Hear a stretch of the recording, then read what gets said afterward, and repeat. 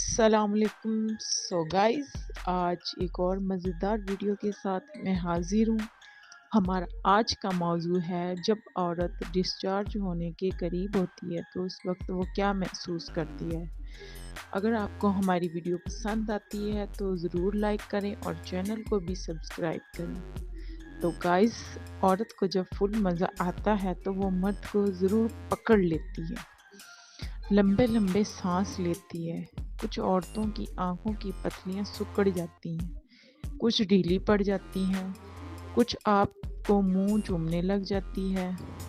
جب عورت فری ہو رہی ہوتی ہے تو مرد کو چاہیے کہ اپنا نفس باہر نہ نکالے بلکہ اندر ہی رکھے اور ہلکا ہلکا آگے پیچھے کرتا رہے.